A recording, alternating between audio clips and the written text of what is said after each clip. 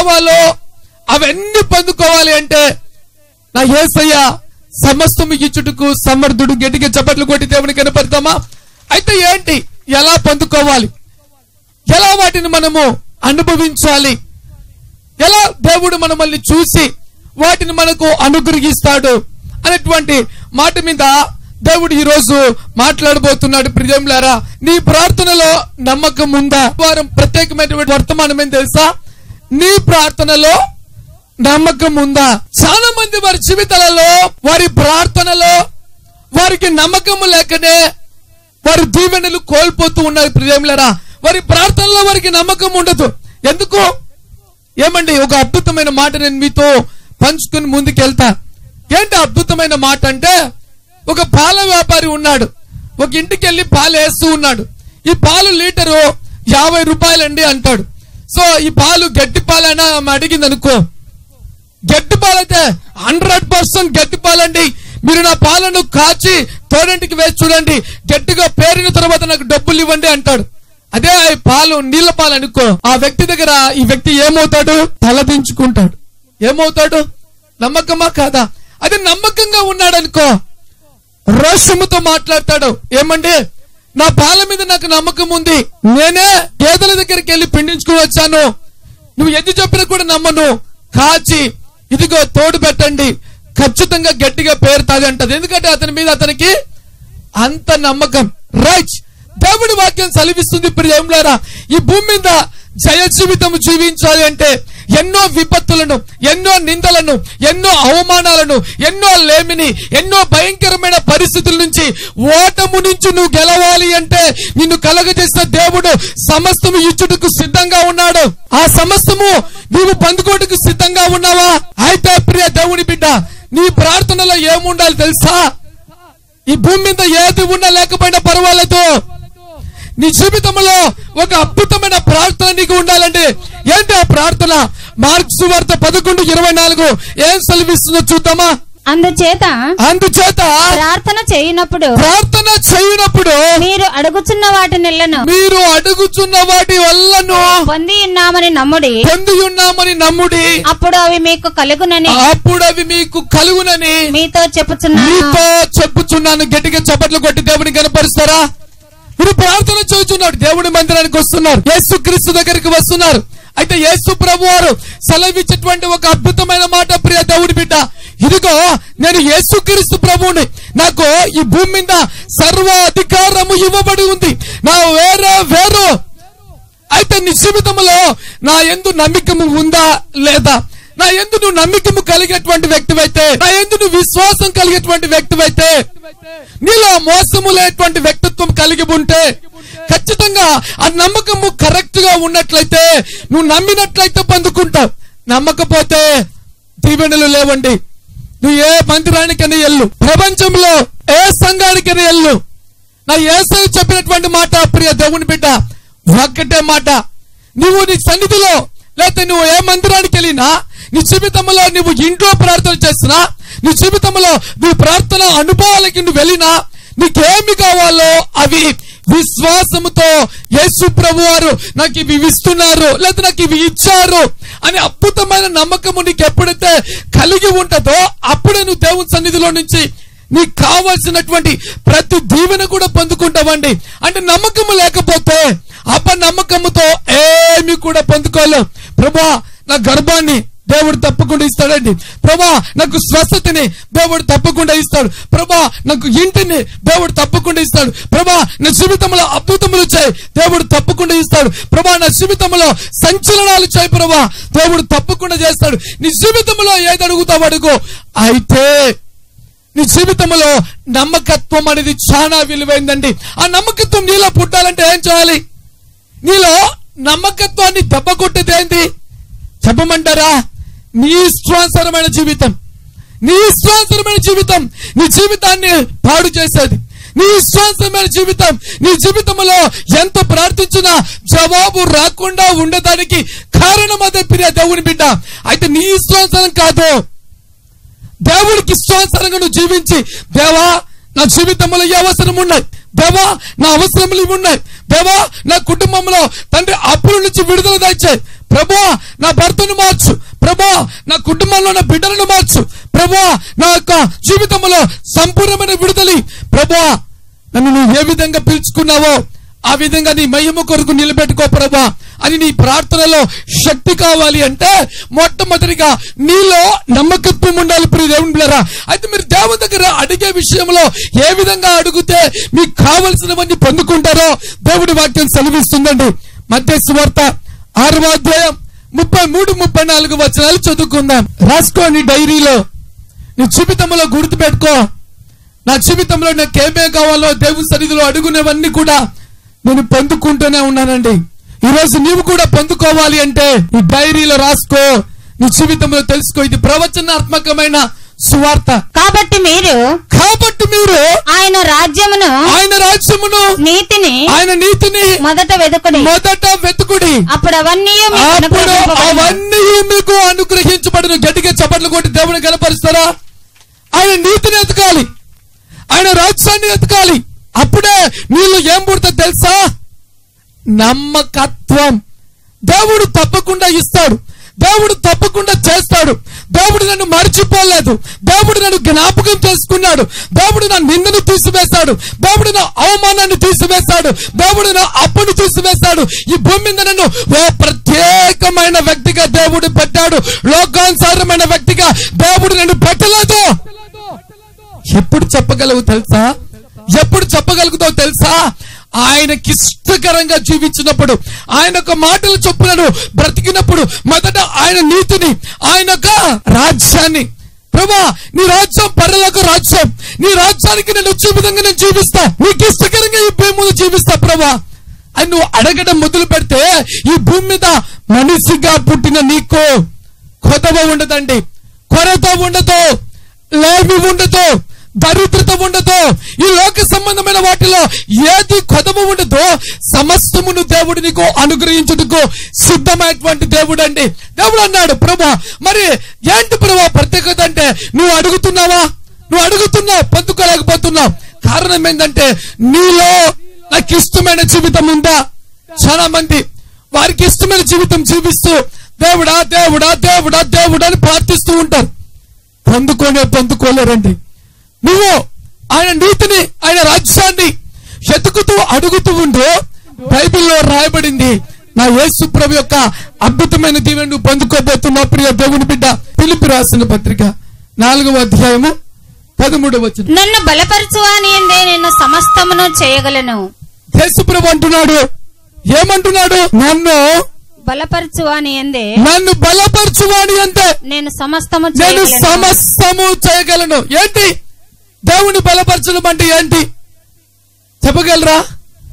దేవుని బలపరచడం అంటే ఏంటి తెలుసా? దేవునికి ఇష్టమైన జీవితం జీవించడం, దేవుని మాటలు చొప్పున జీవించడం, దేవుడి వాక్యము చొప్పున జీవించడం. ఎప్పుడైతే మనము ఆ విధంగా జీవించడం మొదలు పెడతామో అప్పటి నుంచి స్టార్ట్ అవుతుందండి నువ్వు అడిగినవన్నీ పొందుకోవడం. దేవా నేను నిన్ను బలపరుస్తున్నా. ఏ విధంగా బలపరుస్తున్నావు? నీ మాట చొప్పున నేను జీవిస్తున్నా ప్రభా, నీ వాక్యము చొప్పున నేను జీవిస్తున్నా, నీ మాట చొప్పున నేను జీవిస్తున్నాను కాబట్టి నేను నిన్ను బలపరుస్తున్నా ప్రభా అన్నప్పుడు సమస్తము కూడా నీవు ఈ భూమి మీద అనుభవిస్తావు ప్రియ దేవుని బిడ్డ. ఒక అద్భుతమైన వాగ్దానము రాయబడిందండి ఈ భూమి మీద. ఏంటి అద్భుతమైన వాగ్దానం అంటే? ప్రవచనముతో కూడినటువంటి వాగ్దానం, దేవాది దేవుడే చేసేటువంటి వాగ్దానం ప్రియ దేవుని బిడ్డ. ఏంటి వాగ్దానం అంటే 2వ కొరింథీ 1వ అధ్యాయం 20వ వచనం చదువుకుందాం. దేవుని వాగ్దానములు ఎన్ని అయినను అన్నియు క్రీస్తునందు అవునట్లుగానే ఉన్నవి కనుక గట్టిగా చప్పట్లు కొడతామా? అవును. ప్రతి దీవెన రాయబడి ఉంది, ప్రతి ఆశీర్వాదం అందులో రాయబడి ఉంది, ప్రతి మహిమ అందులో రాయబడి ఉంది. దేవునికి అసాధ్యమైనది లేదు, సమస్తము సాధ్యము అని నా ప్రభు అంటున్నాడని. ప్రతి ప్రవచనం, ప్రతి వర్తమానం, ప్రతి దీవెన నీ జీవితంలో కొరత లేని దీవెనలు పొందుకోవాలంటే ఆ దేవాది దేవుడు ఎన్ని వాగ్దానాలు చేశాడో ఆ వాగ్దానాలన్నీ కూడా క్రీస్తులు ఎట్లున్నాయంట? అవును అన్నట్లుగా అవునన్నట్లుగా ఉన్నవి గనుక మన ద్వారా దేవునికి మహిమ మన ద్వారా. ఎందుకు? మన ద్వారా దేవునికి మహిమ కలుగునట్లు అవి ఆయన వలన నిశ్చయములై ఉన్నవి. అవి ఆయన వలన నిశ్చయములై ఉన్నవి. గట్టిగా చప్పట్లు కొడతారా? మన ద్వారా ఆయనకు మహిమ కలుగుటకు ఏంటి దేవుడు అంటున్నాడు? ఏమంటున్నాడు తెలుసా? నేను ఇచ్చేవాన్నే, నా బిడ్డలకు నేను ఇచ్చేవాన్నే, నా బిడ్డలకు నేను కుమ్మరించేవాడిని దీవెనలు, నా బిడ్డల మీద నేను ఆశీర్వాదాలను కుమ్మరించే వ్యక్తినే. ఎందుకంటే వారు నన్ను అడుగుతున్నారుగా. ప్రతి ప్రవచనము, ప్రతి వాగ్దానము క్రీస్తులో నెరవేర్చబడింది. అయితే అద్భుతం ఏం తెలుసా? వాటినన్నిటిని నువ్వు పొందుకోవాలి అంటే మొట్టమొదటిగా ఆయన రాజ్యాన్ని, ఆయన నీతిని వెతకాలి. ప్రియ దేవుని బిడ్డ, నువ్వు ఎప్పుడైతే ఆ విధంగా జీవిస్తూ ముందుకెళ్తావో అప్పుడు నీ జీవితంలో నీకు తెలియకుండానే ఏం క్రియేట్ అవుతుందో తెలుసా? అద్భుతమైన నమ్మకం అండి, అద్భుతమైన నమ్మకం. ఈ భూమి మీద ఎవరు నన్ను చెయ్యి విడిచిపెట్టినా, ఎన్ని నిందలు వచ్చినా, ఎన్ని అవమానాలు వచ్చినా, ఎన్ని వ్యతిరేకతలు వచ్చినా, నా జీవితంలో నేను గెలవబోతున్నాను, నా జీవితంలో నేను ఆశీర్వదించబోతున్నాను, నా జీవితంలో నేను వర్ధిల్లింపబోతున్నాను, నా జీవితంలో నేను హెచ్చించబడబోతున్నాను. ఆపడం ఎవరి తరము కాదు, ఇది దేవుని శక్తి. గట్టిగా చప్పట్లు కొట్టి దేవుని కనపరుస్తారా? దేవుని శక్తి నువ్వు పొందుకోవాలి అంటే వాక్యానుసారమైన జీవితం జీవించాలి. మొదట ఆయన నీతిని, ఆయన రాజ్యాన్ని నువ్వు వెతికి ఆయనకి ఇష్టకరంగా జీవిస్తూ ముందుకు వెళ్ళడం మొదలు పెట్టావనుకో, పరిశుద్ధ గ్రంథంలో వ్రాయబడిన అద్భుతమైన మాట నేను మీతో చెప్పాలని ఆశ కలిగి ఉన్నాను. ప్రియదేవులారా, ఏంటి అద్భుతమైన మాట? ద్వితీయోపదేశ కాండం 28వ అధ్యాయం 1వ వచనాన్ని చదువుకుందాం. నీవు నీ దేవుడైన యెహోవా మాట శ్రద్ధగా విని, నేడు నేను నీకు ఆజ్ఞాపించుచున్నా ఆయన ఆజ్ఞలన్నిటినీ అనుసరించి నడుచుకునేలా నీ దేవుడైన యెహోవా భూమి మీదనున్న సమస్త జనముల కంటే నిన్ను హెచ్చుగా పెట్టి నువ్వు గొట్టల గట్టిగా చప్పట్లు. ఇది ప్రవచనాత్మకమైనటువంటి మాట. ప్రియ దేవుని బిడ్డ, సమస్త జనుల కాడికి హెచ్చుగా ఇట్లా అడుక్కునే స్థితి ఉండదండి. ఎప్పుడు హెచ్చైన స్థితే ఆ యేసు ప్రభు వారిది. ఎప్పుడు నువ్వు ఆయన మాట చొప్పున, ఆయన ఆజ్ఞ చొప్పున నువ్వు జీవించినప్పుడైతే అప్పుడు నీలో ఏం కలుగుతుందో తెలుసా? అద్భుతమైన నమ్మకం. ప్రియ దేవుని బిడ్డ, దయ్యానికైతే నమ్మకం ఉంది, మనకు చాలా మంది నమ్మకాన్ని కోల్పోతూ ఉంటారండి. రైట్, దయ్యానికి నమ్మకం ఉంది అన్నానుగా, మరి ఏంటి దయ్యానికి ఉన్న నమ్మకం? యేసు ప్రభు మాట మీద అంత పవర్ ఏంటి? ఈ రోజు నేను మీతో పంచుకోబోతున్నానండి. ఏంటి అపవాదుకున్నటువంటి విశ్వాసం, అపవాదుకున్నటువంటి నమ్మకం. మత్తయి సువార్త 27వ అధ్యాయము 63వ వచనం. అయ్యా ఆ వంచకుడు సజీవుడై ఉండినప్పుడు 3 దినములైన తరువాత నేను లేచెదనని చెప్పాను. మాకు జ్ఞాపకం ఉన్నది. కాబట్టి 3వ దినము వరకు సమాధిని భద్రము చేయుటకు ఆజ్ఞాపించు. ఎవరు వీళ్ళు? యేసు ప్రభు వారు బ్రతుకున్నప్పుడు ఇదిగో నన్ను మరణము బంధించలేదు, నేను చనిపోయి తిరిగి లేవబోతున్నాను. అది కూడా ఎట్లా చెప్పగలిగా తెలుసా? ఎగ్జాక్ట్లీ 3 దినముల తర్వాత 3వ దినము నేను లేవబోతున్నాను అని చెప్పినప్పుడు శాస్త్రులు, పరిసయ్యులు, ఆ ప్రాంతపు ప్రజలు ప్రపంచానికి సువార్త అందించాలని సాతాను వారిలోనికి ప్రవేశించి, ఓ యేసు ప్రభువారు మాట చెప్పారు, 3వ దినంలో లేవబోతున్నాడు అని తెలుసుకొని అపవాదికి నమ్మకం కలిగి యేసు ప్రభును సమాధి చేయబడిన తర్వాత ఏం జరిగింది తెలుసా? ఆ రాజు దగ్గరికి వెళ్ళారు, ఆ పిలాతు దగ్గరికి వెళ్ళారండి. ఆ పిలాతు దగ్గరికి వెళ్ళి ఏం చెప్తున్నారు తెలుసా? అయ్యా, ఆ వంచకుడు ఎవరు? యేసుక్రీస్తు ప్రభువారు బ్రతికి ఉన్నప్పుడు 3 దినములైన తర్వాత నేను లేస్తా అన్నారు. ఆయన మాటలో శక్తి ఉంది, ఆయన మాటలో పవర్ ఉంది. ఆయన ఖచ్చితంగా లేచి తీరుతాడు. అప్పుడు మా జీవితాలలో వ్యతిరేకంగా ఉంటది. కాబట్టి మాకు సాయం చేస్తావా? ఏంటి? ఆ 3 దినములు సమాధిని భద్రము చేయుటకు సైనికుల్ని పంపించమన్నాడండి. అంటే చచ్చిపోయిన వ్యక్తి ఏంటి? ప్రపంచ చరిత్రలో తిరిగి లేచుట ఎక్కడ కూడా డాక్టర్లు లేవు. ప్రియదేవులారా, అయితే యేసు ప్రభువు మాత్రమే అన్నారు, చనిపోక తరికాయనన్నారు. ఇదిగో నేను చనిపోయి తిరిగి లేవబోతున్నాను. ఎప్పుడు ఆ ప్రాంతపు ప్రపంచానికి సువార్త అందకుండా చేయాలని సాతాను వారిలోనికి ప్రవేశించి సమాధిని భద్రము చేయుటకు అనేకులను సిద్ధము చేసిందండి. చదువమ్మా. కాబట్టి మూడవ దినము వరకు సమాధిని భద్రము చేయటకు ఆజ్ఞాపించుము. వాని శిష్యులు వచ్చి వానిని ఎత్తుకొని పోయి ఆయన మృతులలో నుండి లేచనని ప్రజలతో చెప్పుదురేమో. వాళ్ళ శిష్యులు వచ్చి ఎత్తుకుపోతారేమో. అపనమ్మకం వాళ్ళది. ఎతకపోరు, నా శిష్యులు ఎతకపోతారని నా యేసుప్రభు అనలా. ఇదిగో నేను 3వ దినము లేపబోతున్నాను అని యేసుప్రభు చెప్పాడండి. అందుకు పిలాతు ఏమన్నాడు? కావలి వారు ఉన్నారుగా, మీరు వెళ్ళి మీ చేతనైనంత మట్టుకు సమాధిని భద్రము చేయుడని వారితో చెప్పాను. ఏమన్నాడు తెలుసా పిలాతు? యేసుప్రభు 3వ దినాన లేస్తారని చెప్పినప్పుడు అందరూ భద్రము చేయమన్నారు. అయితే పిలాతు కూడా భయపడ్డాడు. ఏంటండి, రాజు కూడా భయపడ్డాడండి. రాజులో కూడా దయ్యం ప్రవేశించింది.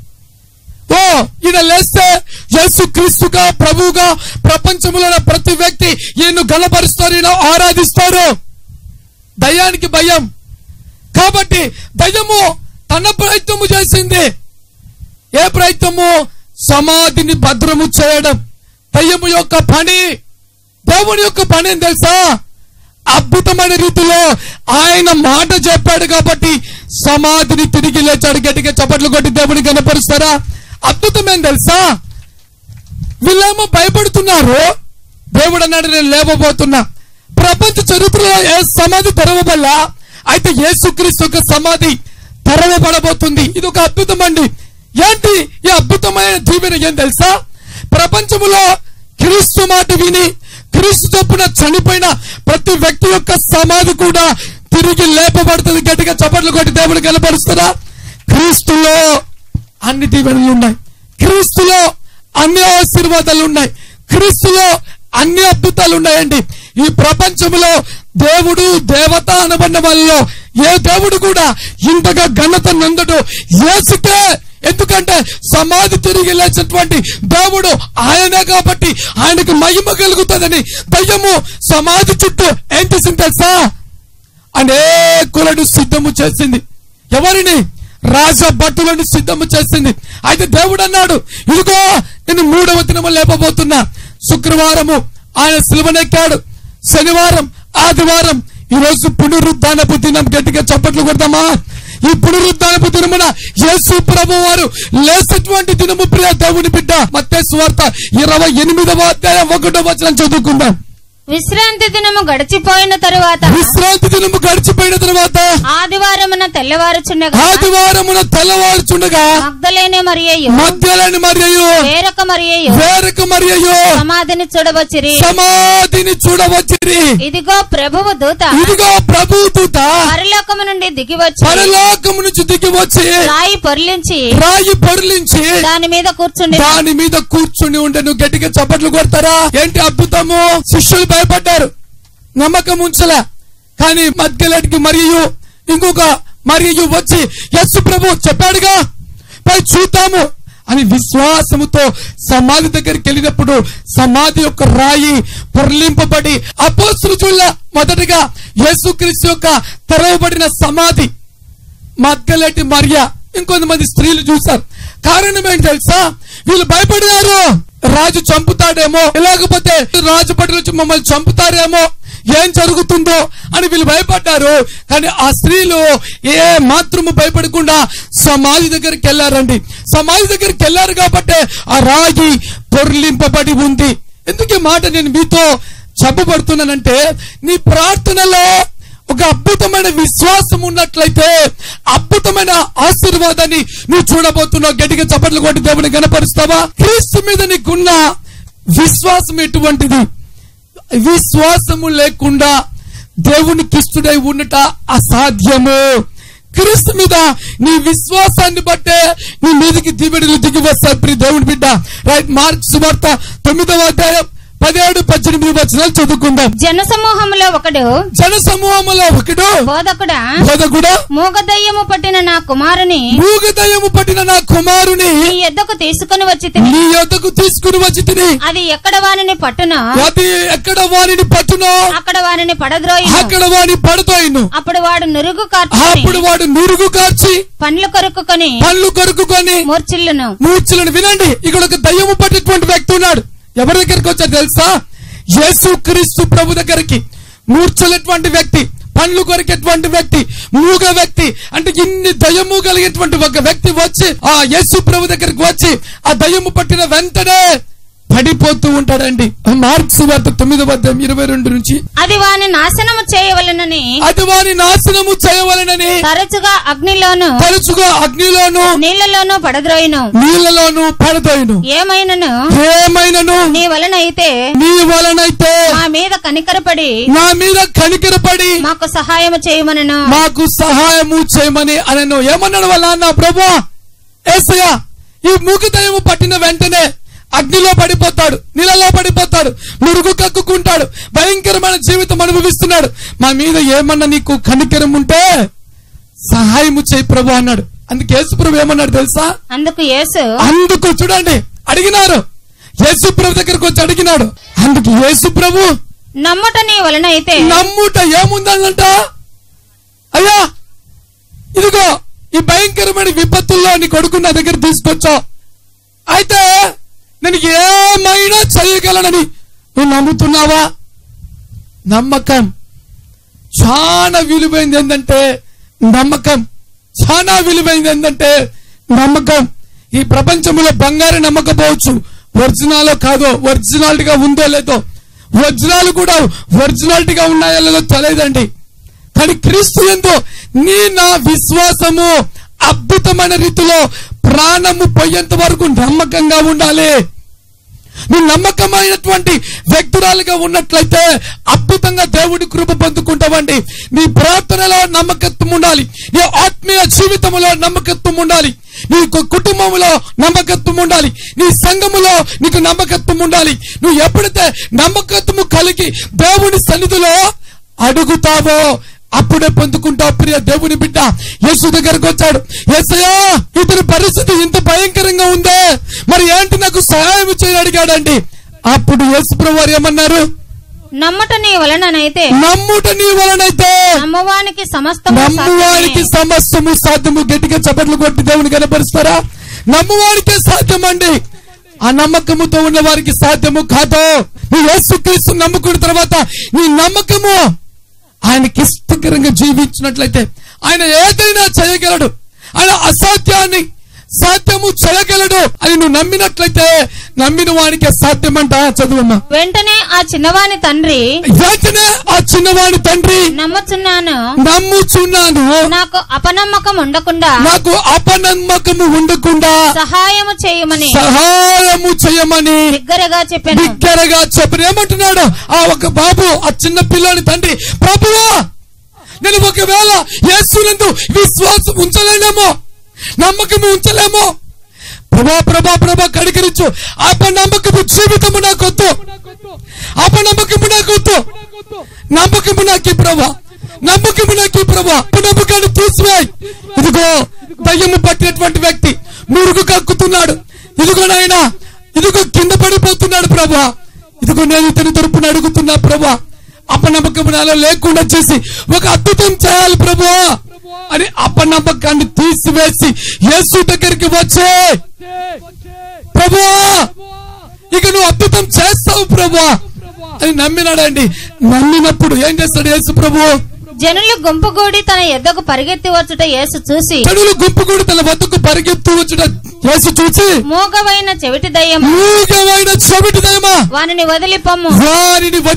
ఎప్పుడన్నాడు యేసు ప్రభు? ఊరికల్లా తండ్రి హృదయంలో నమ్మకము పుట్టిన తర్వాతే, ఏ మూగ దయ్యమా అవుట్, విడిచి బయటికి పో అని చెప్పిన వెంటనే ఏం జరిగిందమ్మా? ఇక వానిలో ప్రవేశించవద్దని నీకు ఆజ్ఞాపించు. వానిలో ఇక నువ్వు ప్రవేశించవద్దని ఆజ్ఞాపించను. అప్పుడు అది కేక వేసి వానిని ఎంతో విలవిలలాడించి వదిలిపోయాను. గట్టిగా చప్పట్లు కొట్టి దేవుడిని కనపరుస్తారా? బాబు యొక్క తండ్రి విశ్వాసము లేకుండా అవిశ్వాసముతో అక్కడికి వచ్చి ప్రభువా అయితేమో చూడు, లేకపోతే ఏరో చోటుకి వెళ్దా, ఆ ఇంటికి నా అద్భుతం జరగదు, గ్రేట్ అండ్ మిరకల్స్ జరగదు. ఒక్కటే విశ్వాసం. ప్రభువా నేను నీ యందు విశ్వాసం ఉంచుతున్నా ప్రభువా అని ఎప్పుడైతే ఒక తీర్మానం తీసుకున్నాడో యేసు ప్రభు అన్నాడు ఒకటే మాట, ఏ దయ్యమా, ఏ మూగ దయ్యమా విడిచిపో అన్న వెంటనే ఆ దయ్యము అతన్ని విడిచిపెట్టిపోయింది. ప్రియ దేవుని బిడ్డ,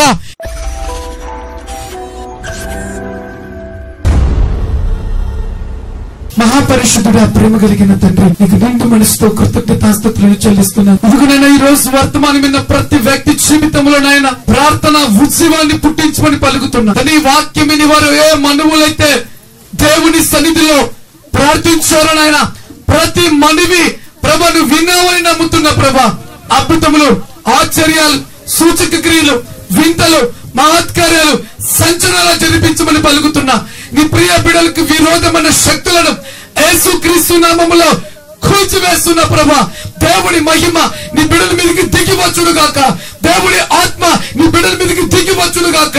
విశ్వాసమైన ప్రార్థన, నమ్మకమైన ప్రార్థన నీ బిడ్డల చేస్తున్నప్పుడల్లా ప్రభా ప్రతి ప్రార్థనకు రిజల్ట్ నుంచి అనేకులు ఎదుట ప్రభువు నా ప్రార్థనకు జవాబు ఇచ్చాడని నీ బిడ్డలు చెప్పినట్లుగా సంచలనాలు జరిపించమని పలుకుతున్నా.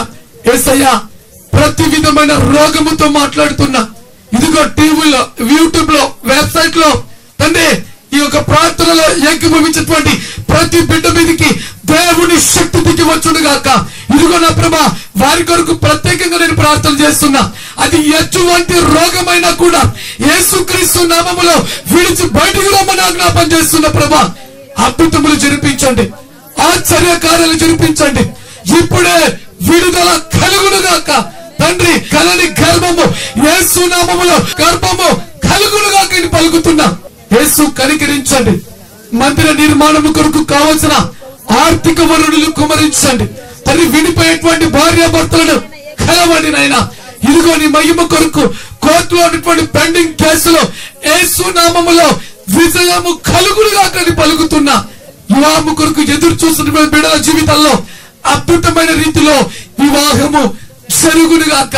తండ్రి వారి యొక్క ప్రతి ప్రార్థనలకు ఇదిగోనైనా జవాబును అనుగ్రహించమని నీ పాద సన్నిధిలో తండ్రి అద్భుతమైన రీతిలో వారి మీదికి నీ యొక్క దీవెనలను కుమరించమని యేసు పేరుతో అడిగి దీవెనలను పొంది ఉన్నాము తండ్రి. ఆమేన్.